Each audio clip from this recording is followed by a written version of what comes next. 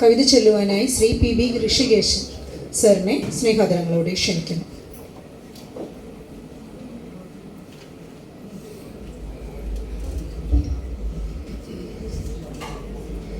പ്രിയപ്പെട്ട കാട്ടൂർ രാമേന്ദ്രൻ മാഷ് അധ്യക്ഷൻ, അതുപോലെ പ്രിയ കവി BK ഹരിനാരായണൻ, മറ്റ് വേദിയിലുള്ള എല്ലാ പ്രിയപ്പെട്ട കവികളും, പത്മദാസ, ബക്കർ മേത്തല, ശ്രീലത, വിജേഷ്, ഓരോരുത്തരും, ഇവിടെയുള്ള രാവണ്യ മാഷ്, പനമ്പള്ളി മാഷ്, എല്ലാവരും നിങ്ങളുടെ മുമ്പിൽ ഒരു കവിത അവതരിപ്പിക്കാൻ സാധിച്ചതിൽ വളരെ സന്തോഷമുണ്ട്. ഞാൻ 76-78 ഇവിടെ ഒരു വിദ്യാർത്ഥിയായിരുന്നു. ആ സമയത്ത് സച്ചി മാഷിൻ്റെ ക്ലാസ്സിലിരിക്കാനുള്ള ഭാഗ്യവും ഉണ്ടായിട്ടുണ്ട്, കുറച്ച് ചില ക്ലാസ്സുകളിൽ മാത്രം. അങ്ങനെയുള്ളൊരു എൻ്റെ തന്നെ കോളേജായ ഇവിടെ വന്ന് കവിത വായിക്കാൻ സാധിച്ചതിൽ വളരെ സന്തോഷം. 2 ചെറിയ കവിതകളാണ്. ആദ്യത്തെ കവിതയുടെ പേര്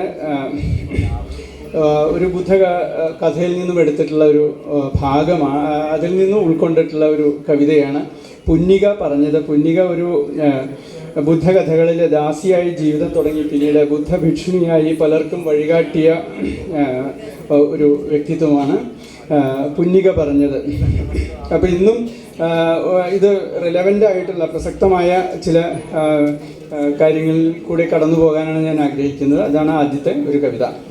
സ്വർണക്കതിരുകൾ പൂത്തു നിൽക്കും ഗൗതമീ തീരത്ത നീരൊഴുക്കിൽ ഏറെ നൂറ്റാണ്ടുകൾക്കപ്പുറത്തായി ഒരു മഞ്ഞുകാലം കഥ പറഞ്ഞു. വെള്ളകീറുന്ന കിഴക്കുനിന്ന് ഉരുകിയ വെള്ളിക്കുരുവികളായി വെള്ളാരം കല്ലുകൾക്കുള്ളിലൂടെ ചില്ലുപാത്രത്തിൻ തെളിമയോടെ വെള്ളം പുഴയിൽ തണുത്തുറഞ്ഞ ഹിമശിലാരൂപം പടർന്നിരുന്നു. പുല്ലുമിലയും പതപുതഞ്ഞ് പോളകൾ പൊട്ടിപ്പുളഞ്ഞൊഴുകി പുലരിയിൽ സ്വർണഖനികൾ തീർക്കെ അകലെ നിന്നാരോ വരുന്ന പോലെ നിഴലിൻ്റെ പിന്നിൽ നിഴലുപോലെ മണലിലെ ചോടുകൾ നോക്കി നോക്കി തെളിയുന്ന വെട്ടത്തിൻ പിന്നിലായി മൂടി പുതച്ച ശിരസിലൂടെ കോടിയുടുത്ത കൊഴുത്ത ദേഹം കണ്ണിലെ കത്തുന്ന പൗരുഷത്തിൻ കാഠിന്യ ഗൗരവഭാവമേന്തി അധികാരദണ്ഡും പ്രതാപ പൗരോഹിത്യ ചിഹ്നങ്ങളുമായി വന്നു കൃഷ്ണശിലയുടെ മുകളിൽ വെച്ചു. വെള്ളത്തിൽ മുങ്ങുന്ന പ്രഭുവിനോട് പുന്നിക പ്രഭുവിൻ്റെ ദാസിയാണ്. വെള്ളത്തിൽ മുങ്ങുന്ന പ്രഭുവിനോട് പുന്നിക പ്രഭുവിൻ്റെ ദാസി പിഞ്ചുകുട്ടി പോൽ ചോദിച്ചു, നിൻ വിശുദ്ധി വെള്ളത്തിൽ നിന്നും വരുന്നതാണോ? വെള്ളത്തിൽ മുങ്ങി നിവർന്നിടുമ്പോൾ ഉള്ളും പുറവും കഴുകിടാമോ? വെള്ളത്തിൽ എന്നും കുളിച്ചിടുന്ന ആമകൾ, മുതലകൾ, ചീങ്കണ്ണികൾ, മത്സ്യം പരിശുദ്ധമായിടുന്നോ? നീർനായ പരിശുദ്ധനായിടുന്നോ? ഗംഗാനദിയിലെ കടവിലന്ന് ഉടലു ചങ്ങലയിൽ കൊളുത്തിയിട്ട് തലയൊന്നു മുക്കി വിശുദ്ധനാവാൻ നോക്കുമ്പോഴിക്കഥ ഞാനുമോർത്തു. 1000 തവണ ഞാൻ മുങ്ങിയിട്ടും പോവാത്ത കയ്പൻ്റെ ഉള്ളിൽ വിങ്ങി. അടുത്ത കവിത റഫാത്ത് അൽരീരി. അദ്ദേഹം കൊല ചെയ്യപ്പെട്ട ഒരു ഫലസ്തീനിയൻ കവിയാണ്. ഡ്രാഗൺ ഫ്ലൈ എന്നുള്ളത് കൽത്തുമ്പി എന്ന് ഞാൻ ഉദ്ദേശിച്ചത് ഡ്രാഗൺ ഫ്ലൈ ആണ്. അപ്പോൾ മകളുടെ പിറന്നാളിൻ്റെ ദിവസം ആണ് അവിടെ ബോംബിടുന്നതും അദ്ദേഹം കൊല ചെയ്യപ്പെടുന്നതും. കവിയാണ് റഫാത്ത് അൽരീരി. അദ്ദേഹത്തിനുള്ളതാണ് ഈ കവിത. റഫാത്ത് അൽരീരി, താങ്കളെ കണ്ടു ഞാൻ ഇന്നലെ രാത്രി ഉറക്കത്തിൽ മൃത്യുവിൽ നിന്നും ഉണർത്തെഴുന്നേറ്റു വരുന്ന പോൽ. ഉന്നത ശീർഷനായി കയ്യിൽ ഒരു വരിയുണ്ടായിരുന്നു, ചുരുട്ടിപ്പിടിച്ചതെന്നേർക്കു നീ തന്നു. മറ്റാർക്കും എഴുതുവാനാവാത്ത വാക്കുകൾ, പൊട്ടിത്തകർന്ന കമാനങ്ങൾ, വീടിൻ്റെ ചുമരുകൾ, കമ്പി തുളച്ചു കയറിയ കുഞ്ഞിൻ്റെ കാലുകൾ, കീറിയ ജന്മദിനത്തിൻ കുറിപ്പുകൾ. ഇനി ഉറങ്ങാൻ എനിക്കാവില്ല ഒരു രാത്രിയും. ഒപ്പമുണ്ടെൻ മകളും, അവൾക്കും ഇതേ പ്രായം. എത്രമേലാകാംക്ഷയോടെ പ്രതീക്ഷയോടെ വരും ജന്മദിനത്തെ കാത്തിരിക്കുന്നവൾ. ഗാസയിൽ നിന്നൊരു കൽത്തുമ്പി വന്നെൻ്റെ നെഞ്ചു തുളയ്ക്കുന്നു. കടലിരമ്പിക്കുന്നു നെഞ്ചിൽ, കാറ്റിൽ കറക്കി വലിച്ചെറിഞ്ഞിടുന്നു, ദേഹം മുഴുവൻ ഉരുകുന്നു. കാട്ടുനീർ പൊട്ടിയൊലിക്കുന്ന ക്രൂരത വേട്ടയാടുന്നൊരു കുട്ടിയെ, ഒന്നും അറിയാതെ നിൽക്കുന്നവളെ, ജന്മദിനത്തിൻ്റെ സ്വപ്ന കൊലുസുകൾ, നീലബലൂണുകൾ, പച്ചമുകിലുകൾ ഒക്കെയും തേടി നടക്കുന്ന വാശി പിടിക്കുന്ന കുട്ടിയെ പെട്ടെന്ന് കട്ടിയിരുട്ടു പൊതിയുന്നു. വൈദ്യുതി നിലയ്ക്കുന്നു. പൊട്ടിത്തകരുന്ന കെട്ടിടത്തിനകത്ത് ഒച്ചകൾ പിന്നെ പിന്നെ തണുത്തു മരവിക്കുന്നു. കൂടുതൽ കൂടുതൽ രാത്രിയാവുന്നു. നിന്റെ വരികൾ തിളങ്ങുന്ന മിന്നലായി വന്ന് മരിച്ചൊരൻ കൺ തുറപ്പിക്കുന്നു. നന്ദി, നമസ്കാരം. നന്ദി സർ. അടുത്തതായി ശ്രീലത വർമ്മ.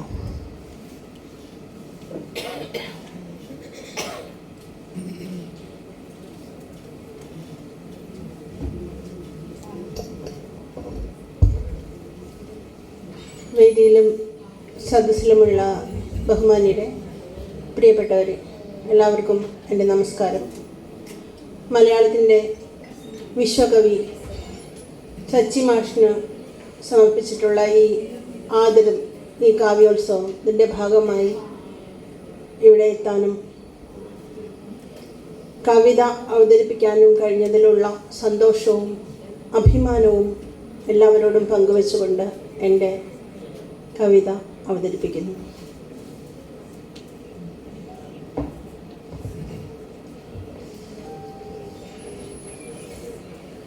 കവിതയുടെ പേര് ഒരു നിലാവല. ഒരു നിലാവല പറന്നു വന്നെൻ്റെ നെറുകയിൽ തൊട്ടു തിരിച്ചു പോകുന്നു. ഒരു നിലാവല പറന്നു വന്നെൻ്റെ നെറുകയിൽ തൊട്ട് തിരിച്ചു പോകുന്നു. എനിക്കതിൻ തുമ്പിൽ വെളുത്ത പൂങ്കുല പതുക്കനെ ഒന്നു കൊരുത്തിടാൻ മോഹം. തിരിച്ചത് ചെന്നു വിയത്തിലാഴുമ്പോൾ ഇരുണ്ട നീലയാ വെളുത്ത പൂക്കളെ അതീവ ഭംഗിയിലണിഞ്ഞു നിൽക്കുമ്പോൾ ഒരൊറ്റ മാത്രയിൽ പ്രപഞ്ചമാകവേ നിറഞ്ഞുപോയി എന്ന ഭ്രമത്തിലാണ്ടു ഞാൻ തരിച്ചു നിൽപ്പാകും. പതുക്കെ ആ ഭ്രമം അകലും. പിന്നെ ഞാൻ പല പണികളിൽ പല തിരക്കിലും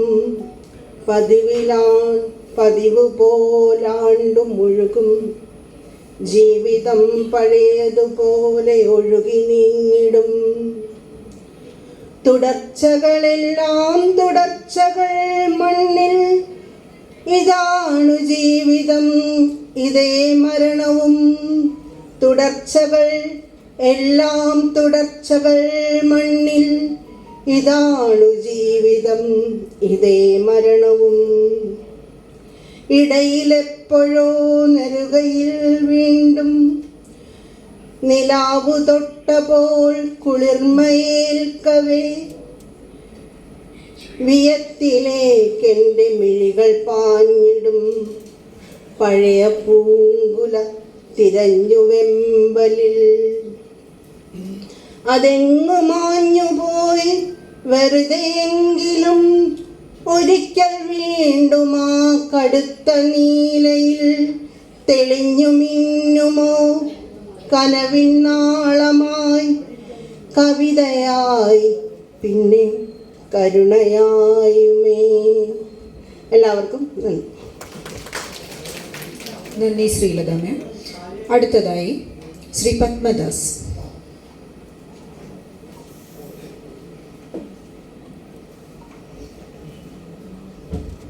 വേദിയിലും സദസ്സിലുമുള്ള പ്രിയപ്പെട്ടവരെ, സമയപരിമിതി കൊണ്ട് ഒരു ചെറിയ കവിത മാത്രം അവതരിപ്പിച്ച് വിരമിക്കാമെന്ന് കരുതുന്നു. ഈ കവിത ഒരുപക്ഷെ എന്നെ കൂടാതെ ഇത് വായിച്ചിട്ടുള്ള ഒരേ ഒരാൾ സച്ചി മാഷ് തന്നെയാണ്. സച്ചി മാഷ്ക്ക് സമർപ്പിക്കപ്പെട്ട കവിതയാണ്. ഇങ്ങോട്ട് വരുന്നു എന്നറിഞ്ഞുകൊണ്ട് എഴുതിയ കവിതയല്ല. കഴിഞ്ഞ വിഷുവിന് വിഷുബാക്കി എന്നുള്ള ഒരു കവിത മാഷ് മാതൃഭൂമിയിൽ എഴുതിയിരുന്നു. അതിൻ്റെ പ്രതികരണ കവിതയായിട്ട് മാഷ്ക്ക് മാത്രം അയച്ചു കൊടുത്ത ഒരു കവിതയാണ്.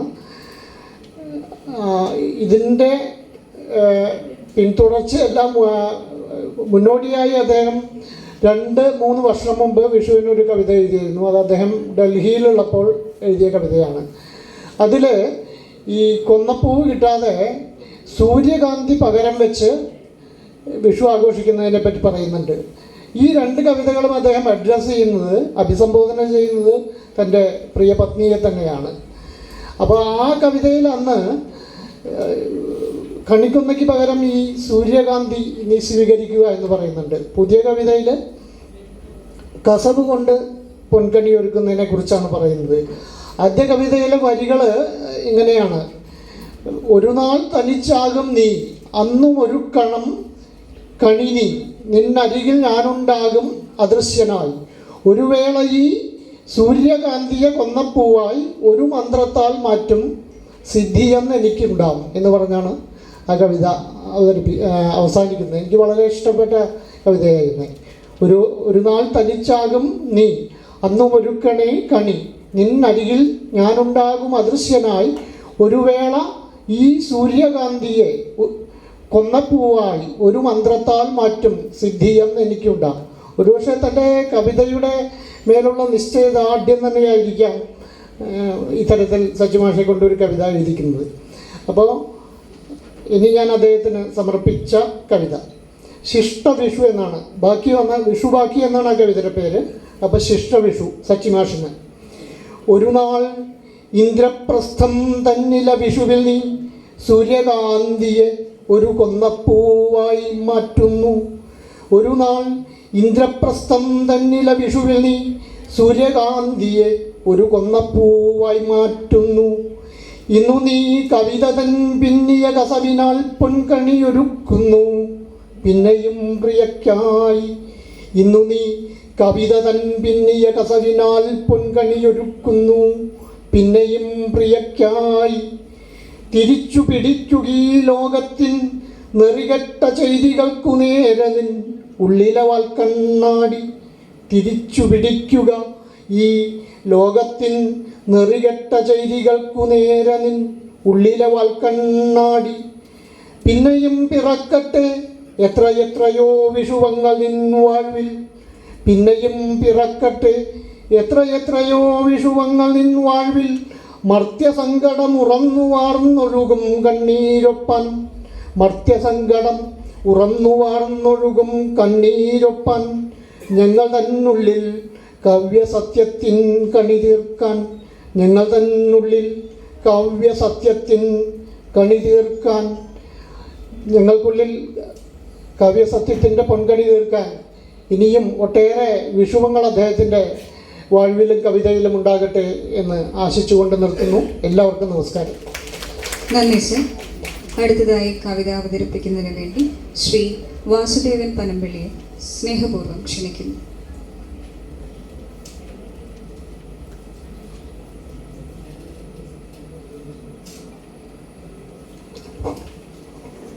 വേദിയിലെയും സദസ്സിലെയും സുഹൃത്തുക്കൾക്ക് നമസ്കാരം അറിയിക്കുന്നു. ഒരുമയുടെ അരുമയായ ഓണം അടുത്ത ആഴ്ച നാം ആഘോഷിക്കാനിരിക്കെ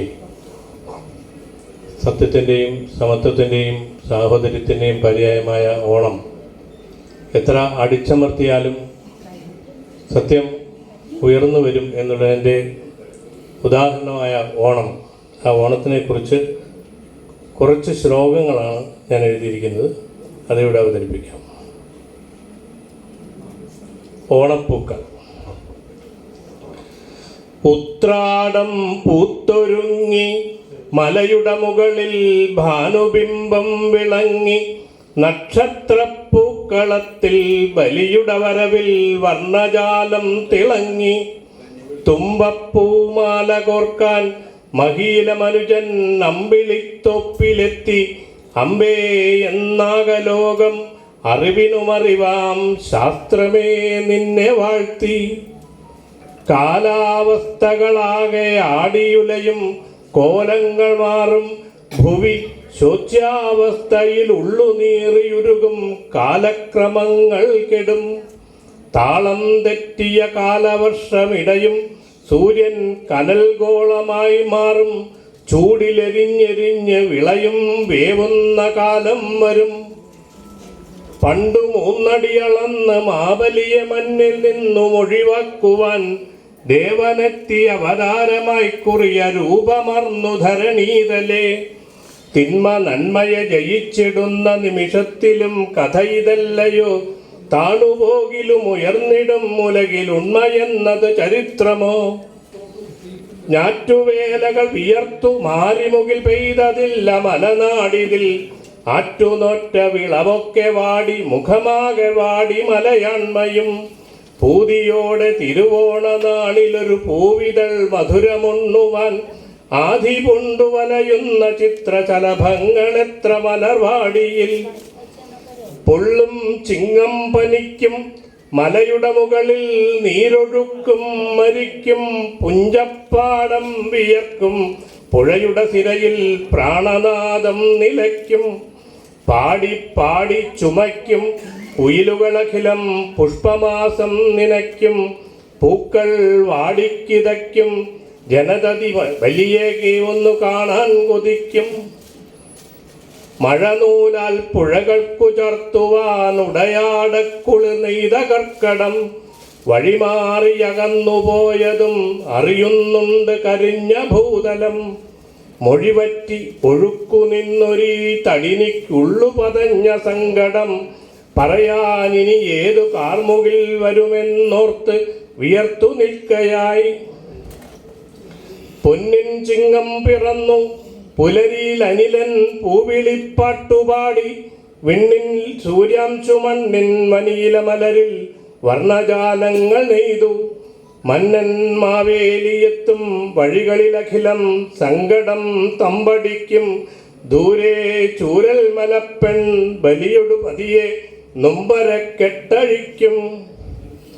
അത്തപ്പൂ പുഞ്ചിരിച്ചു വഴികളിൽ അനിലൻ സർഗഗീതം രചിച്ചു. ചിത്തത്തിൽ ആവുദിച്ചു മൊഴികളിൽ അരജൻ പത്മരാഗം പതിച്ചു. ആനന്ദം കണ്ണടച്ചു മലയുടെ മുകളിൽ ദുഃഖഭാവം തുടിച്ചു. മേപ്പാടിയിൽ തേരിറങ്ങും ബലിയുടെ മിഴിയിൽ ശോകഭാവം സ്ഫുരിച്ചു. നന്ദി. നന്ദി സർ. അടുത്തതായി കവിത ചൊല്ലുന്നതിന് വേണ്ടി ശ്രീ ബക്കർ മേത്തലയെ സ്നേഹത്തോടെ ക്ഷണിക്കുന്നു.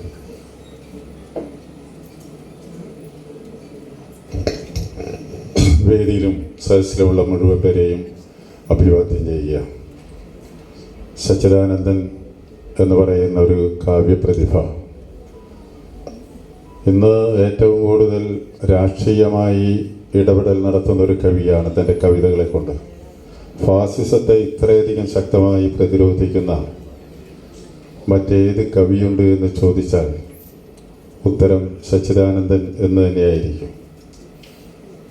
അദ്ദേഹത്തിൻ്റെ ഈ കാവ്യപ്രതിഭയോടുള്ള ആദരം കൊണ്ട് ഒരു നിമിഷത്തിൽ സച്ചിദാനന്ദൻ എഴുതുമ്പോൾ എന്നൊരു കവിത എഴുതുകയുണ്ടായി ഞാൻ. അത് കാവ്യശികയുടെ ഗ്രൂപ്പിൽ ബാബു വണ്ടൂർ ആലപിച്ചത് പോസ്റ്റ് ചെയ്തിരുന്നു. ചിലരെങ്കിലും കേട്ടുകയാണ്. ഞാൻ ഇന്ന് ഇവിടെ അവതരിപ്പിക്കുന്ന കവിത യത്തീംഖാനയിൽ നിന്നും ഒളിച്ചോടിയ കുട്ടി എന്നാണ് കവിതയുടെ പേര്. യത്തീംഖാന എന്ന് പറഞ്ഞാൽ അനാഥശാല. യത്തീംഖാനയിൽ നിന്നും ഒളിച്ചോടുമ്പോൾ പിന്തുടർന്ന ബിരിയാണിയുടെ ഗന്ധത്തെ സ്വപ്നങ്ങളിൽ സുഗന്ധം പടർത്തുന്ന ഒരു സൗഹൃദത്തിൻ്റെ പൂമണം കൊണ്ട് അവൾ റദ്ദ് ചെയ്തു. യത്തീംഖാനയിൽ നിന്ന് ഒളിച്ചോടുമ്പോൾ പിന്തുടർന്ന ബിരിയാണിയുടെ ഗന്ധത്തെ സ്വപ്നങ്ങളിൽ സുഗന്ധം പടർത്തുന്ന ഒരു സൗഹൃദത്തിൻ്റെ പൂമണം കൊണ്ട് അവൾ റദ്ദ് ചെയ്തു. വരിവരിയായി നിന്ന് ഭക്ഷണത്തിന് നീട്ടിയ പാത്രങ്ങൾ വിശപ്പാറ്റിയ ഓർമ്മകളെ തൻ്റെ സ്വാതന്ത്ര്യ സ്വപ്നങ്ങൾ കൊണ്ട് അതിജീവിച്ചു. യൂണിഫോം അണിഞ്ഞ കുട്ടികളുടെ ഇടയിൽ 7 എന്ന നമ്പറായി മാത്രം ഒതുങ്ങിപ്പോയതിൻ്റെ അസ്വസ്ഥതകളിൽ നിന്ന് അവൾക്ക് ചിറകുമുളച്ചു. ഏറ്റവും ഇഷ്ടപ്പെട്ട കൂട്ടുകാരനോട് ചങ്ങാത്തം കൂടിയതിന് കിട്ടിയ അടികളുടെ ചൂടിൽ നിന്നും അവൾ അവൻ്റെ ഓർമ്മകളുടെ തണുപ്പിലേക്ക് പലായനം ചെയ്തു. ഏറ്റവും ഇഷ്ടപ്പെട്ട കൂട്ടുകാരനോട് ചങ്ങാത്തം കൂട്ടിയതിന് കിട്ടിയ അടികളുടെ ചൂടിൽ നിന്നും അവൾ അവൻ്റെ ഓർമ്മകളുടെ തണുപ്പിലേക്ക് പലായനം ചെയ്തു. 4 ആൾ കിടന്നുറങ്ങുന്ന മുറിയിൽ അവൾ ഉപേക്ഷിച്ചത് ഒരു മൈലാഞ്ചി ട്യൂബ്, പാഠപുസ്തകങ്ങൾ, ഓതി മുഷിഞ്ഞ വിശുദ്ധ ഖുർആന്റെ ഒരു പ്രതി. ഉമ്മ തൻ്റെ കാമുകനോടൊപ്പം ഒളിച്ചോടിപ്പോകുന്നതിന് മുമ്പ് അവൾക്ക് കൊടുത്ത 1 ഗ്രാം ഗോൾഡിന്റെ മുക്കുമാല. 4 ആൾ കിടന്നുറങ്ങുന്ന മുറിയിൽ അവൾ ഉപേക്ഷിച്ചത് ഒരു മൈലാഞ്ചി ട്യൂബ്, പാഠപുസ്തകങ്ങൾ, ഓതി മുഷിഞ്ഞ വിശുദ്ധ ഖുർആന്റെ ഒരു പ്രതി. ഉമ്മ തൻ്റെ കാമുകനോടൊപ്പം ഒളിച്ചോടിപ്പോകുന്നതിന് മുമ്പ് അവൾക്ക് കൊടുത്ത 1 ഗ്രാം ഗോൾഡിന്റെ മുക്കുമാല. ബാല്യകാല സഖിയും അവൻ്റെ ഗന്ധവും ഇരുട്ടിലും അവൾക്ക് വഴി കാണിച്ചു. ബാല്യകാല സഖിയും അവൻ്റെ ഗന്ധവും ഇരുട്ടിലും അവൾക്ക് വഴി കാണിച്ചു. കടൽ തീരത്തെത്തിയ അവൾ തട്ടം കാറ്റിൽ പറത്തി നൃത്തം ചെയ്യാൻ തുടങ്ങി. ഇരുളിൻ്റെ വന്യതയിൽ അലമാല കൈകൾ ഉയർത്തി കടൽ അവളെ മാടി വിളിച്ചു. കടൽ തീരത്തെത്തിയ അവൾ തട്ടം കാറ്റിൽ പറത്തി നൃത്തം ചെയ്യാൻ തുടങ്ങി. ഇരുളിൻ്റെ വന്യതയിൽ അലമാല കൈകൾ ഉയർത്തി കടൽ അവളെ മാടി വിളിച്ചു. നന്ദി ബക്രിക്ക. അടുത്തതായി കവിത ചൊല്ലുന്നതിനായി ശ്രീ വിജീഷ് എടക്കുന്നിയെ സ്നേഹത്തോടെ ക്ഷണിക്കുന്നു.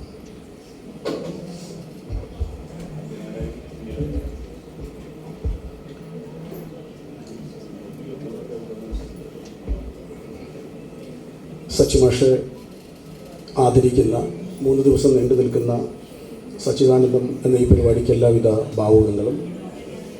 കവിയായും വിവർത്തകനായും കഥാകൃത്തായും വലിയ പ്രഭാഷകനായും അതിലേറെ വലിയ ഭരണാധികാരിയായും മലയാളത്തെ, ഈ കൊച്ചു മലയാളത്തെ ലോകത്തിൻ്റെ നെറുകയിൽ കൊണ്ടുചെന്നെത്തിച്ച ഭാഷയിൽ ജീവിച്ചിരിക്കുന്ന ഏറ്റവും വലിയ എഴുത്തുകാരനാണ് സച്ചിമാഷ്.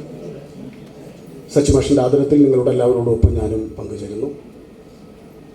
വായിക്കുന്ന കവിതയുടെ പേര് കാടുപൂക്കുന്ന പുസ്തകം. കാടുപൂക്കുന്ന പുസ്തകം. അടഞ്ഞുകിടക്കുന്ന വായനശാല തുറന്നു കയറണം. തറയിൽ ചിതറിക്കിടക്കുന്ന വാക്കുകളെ അടുക്കി വയ്ക്കണം. ചിതൽ വന്നു മൂടിയതിൽ ജീവനുള്ളതിനെ വേർതിരിക്കണം. ഭൂമിക്കടിയിലൂടെ വനാന്തരങ്ങളിലേക്ക് അജ്ഞാതമൊരു യാത്ര പോകണം.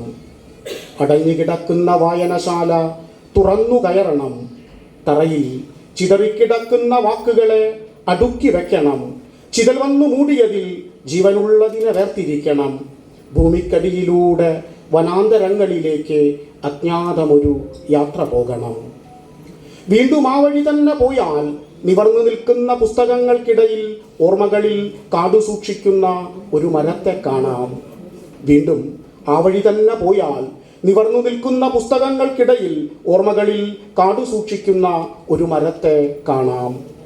വെറുതെയെങ്കിലും കാതൊന്നു ചേർത്തു വെച്ചാൽ വേരിൽ തിളയ്ക്കുന്ന നനവറ്റ വേദനയറിയാം. തുരുതുരെ ചുണ്ടോടു ചുണ്ടുരുമിയാൽ തളിരിലകളുടെ ഗബറിടം കാണാം. ഉടലാകെ പടർന്നു പന്തലിക്കുന്നുണ്ട് നീയെന്നിൽ നട്ടു വളർത്തിയ പച്ചിലക്കാടെന്നൊരു പുസ്തകം. ഉടലാകെ പടർന്നു പന്തലിക്കുന്നുണ്ട് നീയെന്നിൽ നട്ടു വളർത്തിയ പച്ചിലക്കാടെന്നൊരു പുസ്തകം. പുഴയും പുഴുവും പൂമ്പാറ്റയും കാടുപൂക്കുന്ന ഋതുക്കളും മാനം കാട്ടാതൊരുവൾ സൂക്ഷിച്ച പ്രണയവും റാക്കിൽ നിന്നും അപ്പോൾ അടർന്നു വീഴാം.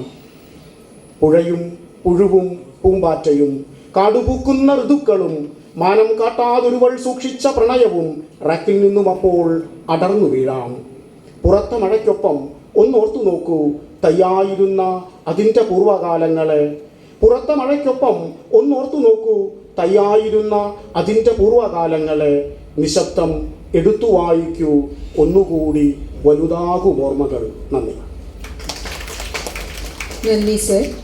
അടുത്തതായി കവിത ചൊല്ലുന്നതിന് ശ്രീ സോപ്പിൻ മഴവീടിനെ സ്നേഹാദരങ്ങളോട് ക്ഷണിക്കും.